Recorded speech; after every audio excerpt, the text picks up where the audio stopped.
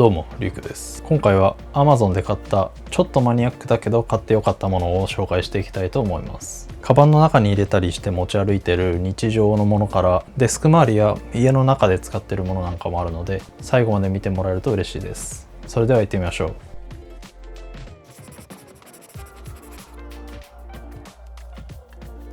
まず一つ目はキーリールです。これはキーバッグというメーカーのキーリールで、この上部にカラビナのついたタイプの鍵を引っ掛けるキーホルダーになってます。本体自体はこのリングのところまでですごく、このロゴがキーバッグって入ってるんですけど、比較的シンプルなデザインなので、こういうベルトループなんかにくっつけてもすごくシンプルに使えるキーリールになってます。ここにマグネットがついていて、パチンと止まるタイプのキーリールも販売されてるんですけど、これはそういったマグネットなどはついていない、ただ単にゼンマイがこう引っ張られて保持されるタイプのキーリールです。マグネットついてた方がここの保持力っていうのは強いんですけど、このキーバッグのキーリールは結構このゼンマイの力が強いので、個人的には十分かなって思いました。あとこの紐の部分がちょっとこう繊維っぽい感じの紐になっていて、これはケプラーっていうスチールの15倍の強度を持ってる繊維なので、この糸自体が切れてしまってこの鍵がなくなっちゃうっていう心配はあまりないと思います。最初このブラックのモデルを気に入っていて使ってたんですけど、こういったスケルトンタイプのモデルも販売されていて、これは本体が透明になってて、この紐の部分が黄色っぽい感じのデザインになってるので、ちょっとワンポイントアクセントカラーが欲しい人はこういった可愛いカラーリングのモデルもいいんじゃないかなと思います。僕は結構気分によって使い分けたりしてます。カバンを持ち歩くときはこういう D カンなんかにくっつけると、こう鍵を楽に出してこのボトルポケットとかに収納しておけるので、結構この運用は気に入ってます。次に紹介するのがこのキーリールにくっついてるんですけど、このカラビナです。これはナイトアイズの S ビナーといって、すごいちっちゃい両端にフックがついてるカラビナになります。これのいいところは、ここのフックがすごく細いので、こういった穴の小さい鍵なんかにも簡単に通すことができます。あとはこの真ん中の部分にこのように回るパーツがついていて、これは何かというと、このカラビナの開閉する部分をパチッと止めることでロックすることができます。この真ん中を回すと、この左右どちらの開閉部分もロックされるっていう仕組みです。これの何がいいかというと、こういった感じで鍵をここにつけた時に、これロックしてないとここがこう押されたりして取れちゃうリスクがあるんですけど、このロックをかけることでこういったリングと同じぐらい外れづらくなるので、普通に使っててここが取れちゃうってことがなくなります。あとはこういうリングに鍵を通すと結構付け外しが面倒なんですが、この S ビナーをかませておくと、こうやって簡単に付け替えることができるのもすごく気に入っているポイントです。次に紹介するのがこのマグネット式の USB ケーブルです。こういった縦にくっつくタイプのマグネットケーブルはよく紹介されている人が多いんですけど、僕はこっちのきしめんタイプでくっつくこっちのモデルは結構好きです。理由としては単純に薄くなって、どんなポケットでもすごくスマートに収納できるっていう点ですね。あとこっちのタイプはこうすぐに展開できてくっつくっていうのが使いやすそうなんですけど、実はこっちのタイプもこういう感じですぐに伸ばすことができます。こういう巻き尺式のケーブルもすごく便利なんですけど、これ展開した時に結構ここの部分が邪魔というか余分な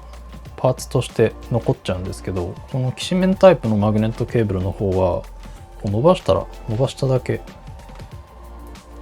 小さくなっていくので、すごく無駄のないケーブルで気に入っています。ただ結構きしめんのタイプってこう絡まりづらい反面、逆にちょっとこう扱いづらいというか、机の中でごちゃっとしてしまうことがあるので、慣れれば気にならないんですが、最初はちょっと扱いにくいなと感じるかもしれません。次に紹介するのがこの財布ではなくて、このスマートトラッカーです。これは簡単に言うと AirTag の機能が一部使える紛失防止タグのカード型のものです。さらにこれはここにコネクタがついてるんですけど、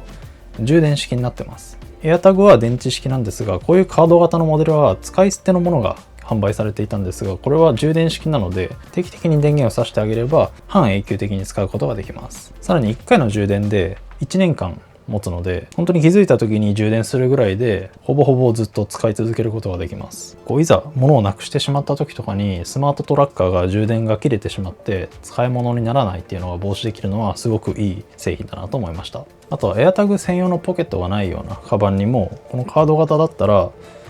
背面のハーネスの部分に忍ばせておいたりとか、ちょっとしたポケットに忍ばせやすいという点でもいいかなと思います。結構 AirTag をそのままカバンに放り込んでしまうと丸くて小さいのでカバンの中のどこに行ったか分かりづらくなってしまうっていうのがあるんですが、これは薄いのに結構存在感があるので定期的に出して充電するみたいな運用もしやすいかなって思います。一点懸念があるとすると、この専用の充電器、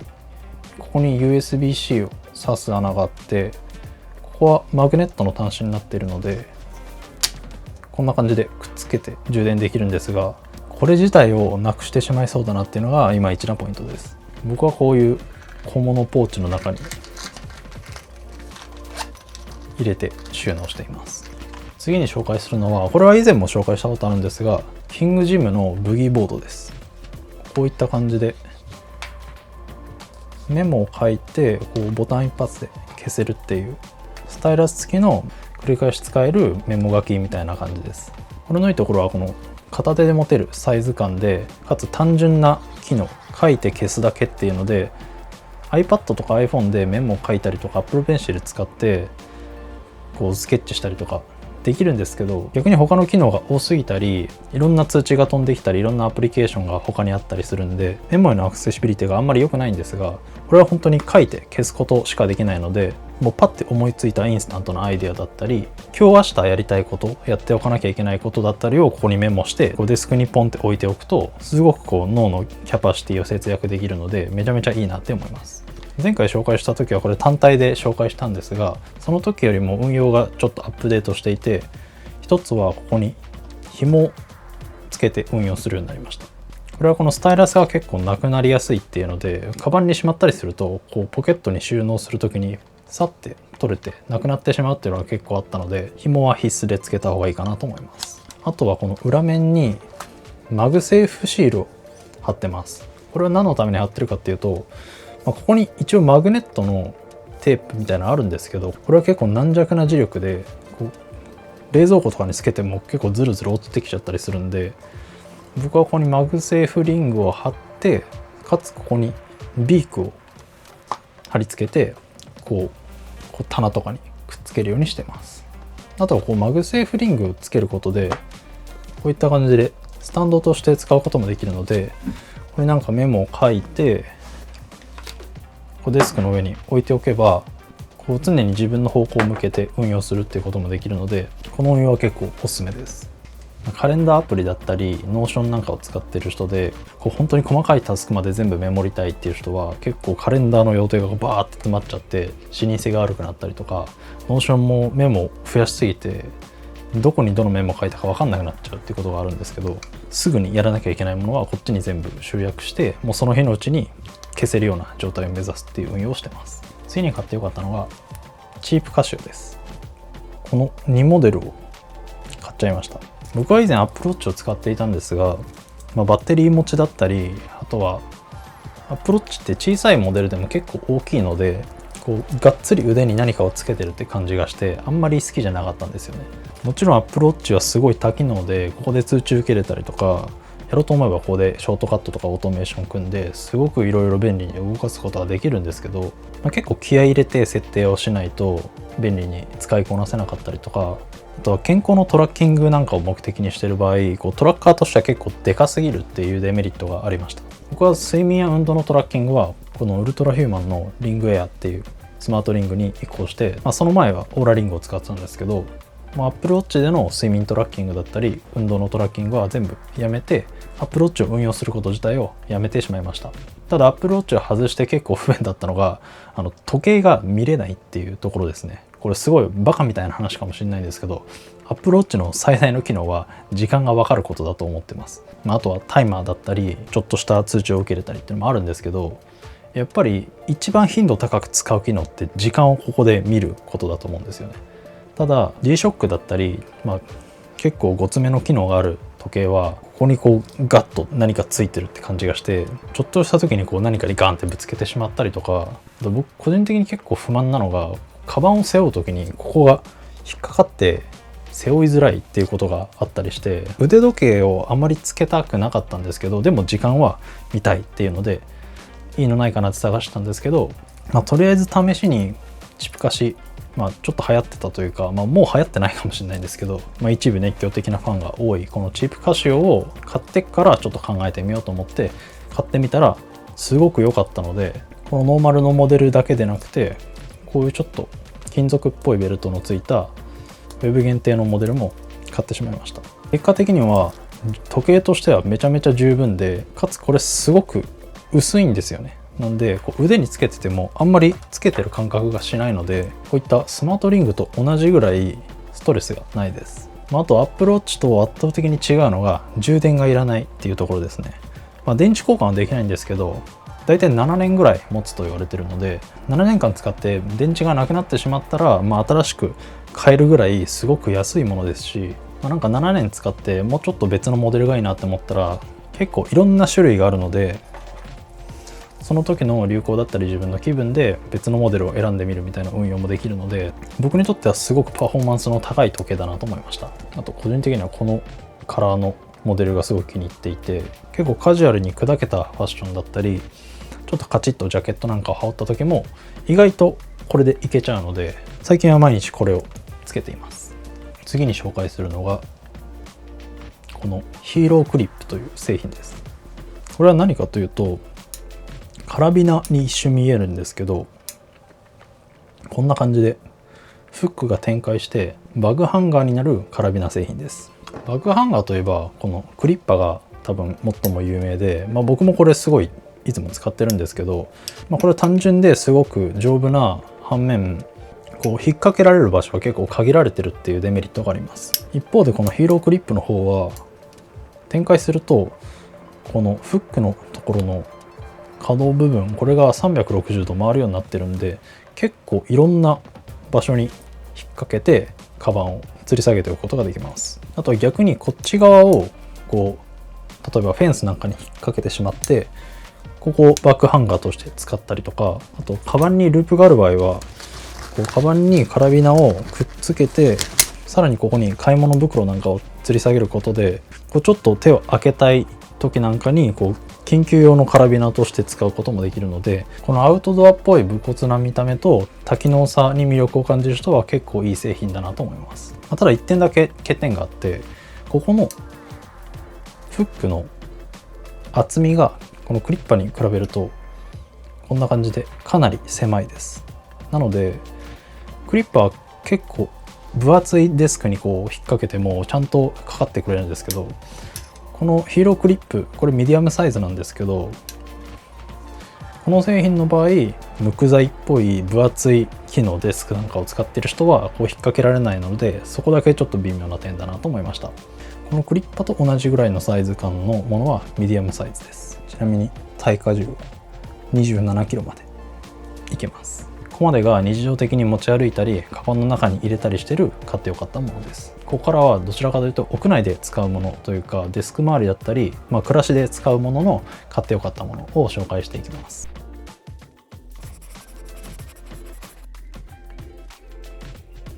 まず1個目は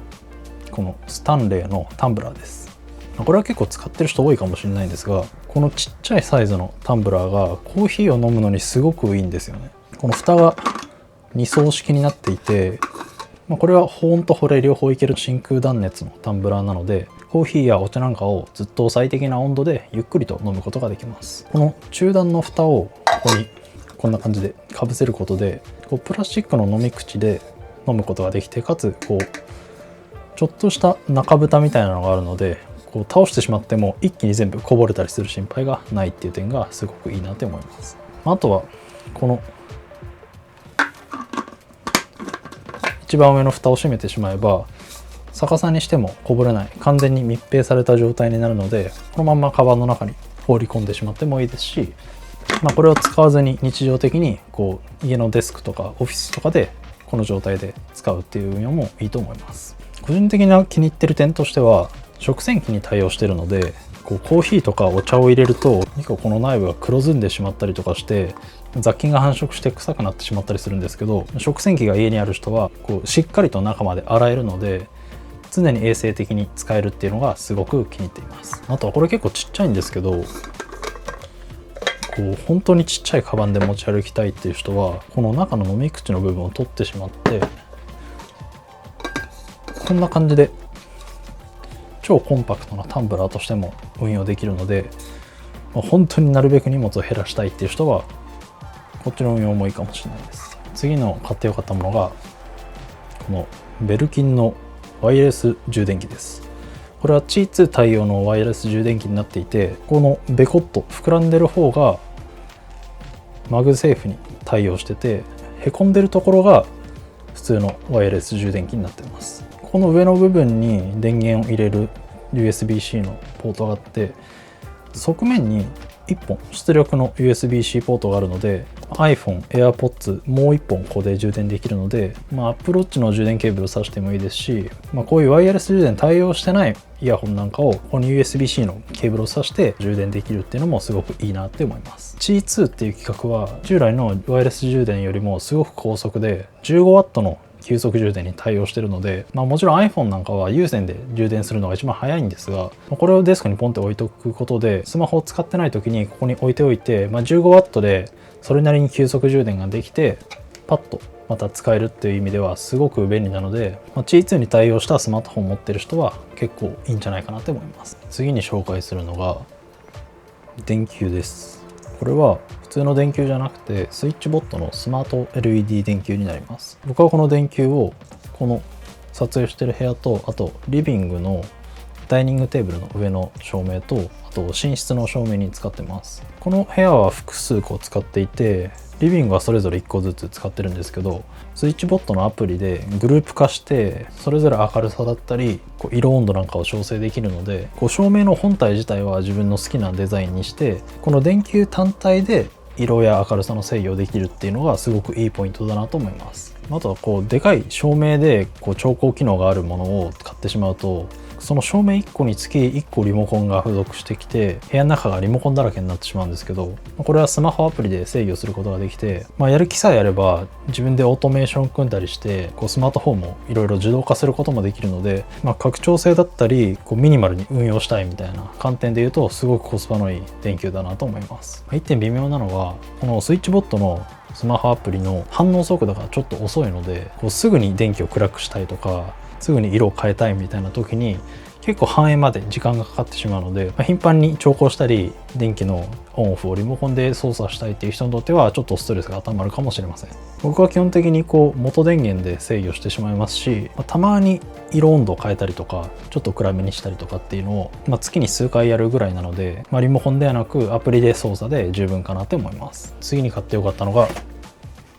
このキングジムのツールスタンドフロアっていう製品です。これは名前の通りフロア、床に置いて運用するタイプのツールスタンドなんですけど、ポケットがたくさんついているので、頻繁に使うものなんかをすごく整理整頓してかつ小スペースで管理できるのがすごくいいなって思います。あとはここにハンドルがついてるんで、オフィス内だったり家の中をちょっと動いて気分転換にリビングとかで仕事しようという場合も、ここに PC とかをとりあえずボンって突っ込んでこれをガッて持ってってしまえば、仕事道具をここで完結させれさえすれば、屋内の中どこでも持ち運べるようなワークスペースを作れるので、すごくいろんな使い方というか可能性がある製品だなと思いました。この小分けポケットがすごいエアーとかウェクセレイのテック系のバックパックのこのフロントポケットに似てて、個人的にはすごく収納しやすくて好きです。次に買ってよかったのが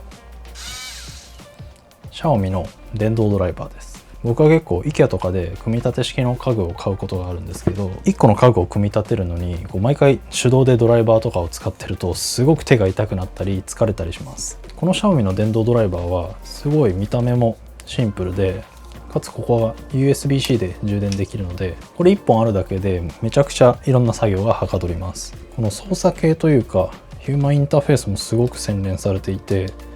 このレバーを回すと右回し左回しが制御できたり、あとここの先端がちょっと光るので、こう家具の構造的に暗くなってしまうところでもこうちゃんとこう狙いを定めて回すことができます。こういった付属の先端部分を差し替えることでかなり多くのネジに対応することができるので、この先端の付け替え部分もマグネット式ですごく直感的に交換することができるので非常におすすめです。個人的に好きなポイントとしては、この専用のケースが結構しっかりしていて、これを部屋のどっかにポンって置いておくだけですぐに取り出して使うことができるので、この本体だけでなくトータルの使い方というか収納のしやすさみたいなところもすごく気に入っているポイントです。次に買ってよかったのがこの懐中電灯です。これはアイリスオーヤマの懐中電灯で、何のために買ったかというと非常時用に買いました。昨今は地震なんかで停電したりして一瞬こうライトが必要な場合があったりするんですが、スマホのライトで十分っちゃ十分なんですけど、非常時のスマートフォンのバッテリーってすごく重要だと思うんですよね。家にポータブル電源を持っておいてそれで全部電気を賄うっていうそういう方法もありますけど、こう視界というか明るさを担保するのって結構命綱だと思うので、懐中電灯は1本あっていいと思います。で、僕の選んだ観点としてはまず電池式であることです。これは単三電池を入れると駆動する懐中電灯で、明るさもすごく明るいので、これ1本あれば家の中を照らしたりとか、あとはこう光を絞ったりもできるので、こうちょっと暗いところのメンテナンスや点検なんかにもすごく最適な懐中電灯だと思います。この本体自体はそんなに高いものではないですし、交換用の単三電池と一緒に1本持っておくと安心だと思います。次に買ってよかったのがこのアンカーの体重計です。これはユーフィーのスマートスケール P2 Pro というモデルで、簡単に言うと iPhone のヘルスケアアプリと連携して体重を記録できる、そういう体重計です。これの1個下のモデルでもスマートフォンのヘルスケアアプリに体重を送信できるんですけど、 P2 Pro の場合はこうアプリを立ち上げたりしなくても勝手にデータを蓄積して送ってくれるので、特にスマホでアプリを立ち上げたりせずにヘルスケアアプリにどんどんデータが溜まっていくっていうのはすごく魅力なポイントだと思います。これのおかげで結構体重を測るっていう習慣がついたので、自分の体重とか体調をトラッキングしていきたいけど、体重の記録がすごいめんどくさいっていうタイプの人は、いろんなヘルスケアアプリ対応の体重計あるんですけど、結構コスパとアプリの UI って意味ではアンカーが割とおすすめなので、スマートスケール P2 Pro いいんじゃないかなと思います。最後に紹介するのがこのスピード Wi-Fi Home 5G L13 っていう製品です。これは何かというと、ホームルーターで楽天モバイルを固定回線化するために購入した製品になります。僕の家は光回線が引けなくて、かつ固定の回線がかなり低速で、家のインターネットをどうしようかなって考えてたんですが、ある動画や記事で楽天モバイルの SIM をこういうホームルーターに挿して固定回線化しちゃおうみたいな、そういう記事があって、偶然僕の家が楽天の 5G のサブ6のエリアに対応してたので、この方法を試してみました。結論としてはすごく良くて、 5G の電波で調子いい時だと 400Mbps ぐらい出るので、僕と似た境遇の人がいたらぜひ試してみるといいんじゃないかなと思います。一方で楽天の公式が出している楽天ターボっていうホームルーターもあるんですけど、それは機種代と基本料金が通常の楽天モバイルの SIM を契約してこのルーターに挿すよりもどっちも割高になってしまうので、楽天ターボを契約するんだったらこっちで試してみるのがいいんじゃないかなと思います。唯一いまいちだなと思ったのは、家の中でホームルーターをどこに置くかによって電波の速度だったり強度が変わってくるので、そのベストポジションを探す作業は結構大変だなって思います。僕の家の場合はベランダの窓際が一番電波の強い場所で高速インターネットが実現できたんですが、目の前に大きい建物が建っていたりとか、サブ6のエリアに対応しているのに、家の中で電波が入らないっていうことも全然あるとは思うので、この辺りは楽天モバイルの携帯回線を持っている友達だったり、自分でとりあえず SIM を契約してみて、スマートフォンに挿して電波の入り具合を計測してからこういうホームルーターを買うみたいな、そういった感じで対策していくと順を追って安全に導入できるんじゃないかなと思います。スマートフォンはサブ6の電波に対応しているものを使わないとちゃんと計測できないのでご注意ください。こんな感じです。結構雑多にものを紹介してしまったんですが、この中で困っていることを解決できるような商品があったら嬉しいなと思います。以上になります。こんな感じでこのチャンネルではバッグのレビューや日々に役立つ情報を発信しています。もう一つのチャンネルのイミグラムでは、言葉では表現しきれないバックパックの魅力を 4K 映像で隅々まで見ることができます。こちらもぜひチェックしてみてください。X、Instagram、TikTok もやっています。ぜひフォローお願いします。最後にこの動画が面白いと思ったら、グッドボタンとチャンネル登録よろしくお願いします。最後までご視聴いただきありがとうございます。それではまた次の動画でお会いしましょう。バイバイ。